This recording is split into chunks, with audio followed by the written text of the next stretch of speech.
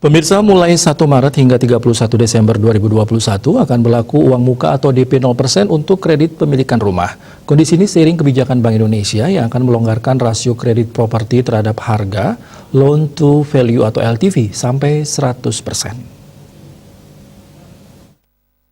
Dengan DP 0% KPR, pertanyaannya apakah bank ada yang mau memberikannya? Bagaimana kalau debitur tidak sanggup mencicil karena kondisi pendapatan masyarakat sedang turun?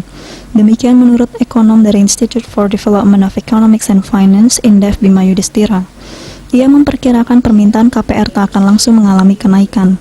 Dibandingkan DP 0%, pemerintah bisa membantu memangkas biaya administrasi seperti biaya-biaya perolehan hak atas tanah dan bangunan termasuk biaya notaris dan juga penurunan PPN bagi sektor properti.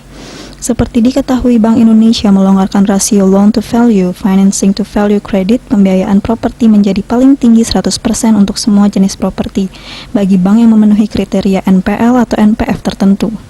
BI juga menghapus ketentuan pencairan bertahap properti inden untuk mendorong pertumbuhan kredit di sektor properti dengan tetap memperhatikan prinsip kehati-hatian dan manajemen risiko.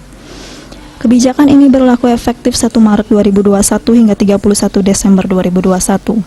Selain itu, Bank Sentral juga melonggarkan ketentuan uang muka kredit, pembiayaan kendaraan bermotor menjadi paling sedikit 0% untuk semua jenis kendaraan bermotor baru. Hal ini untuk mendorong pertumbuhan kredit di sektor otomotif dengan tetap memperhatikan prinsip kehati-hatian dan manajemen risiko. Kebijakan ini pun berlaku efektif 1 Maret 2021 hingga 31 Desember 2021. Suardike Bisnis Bali melaporkan.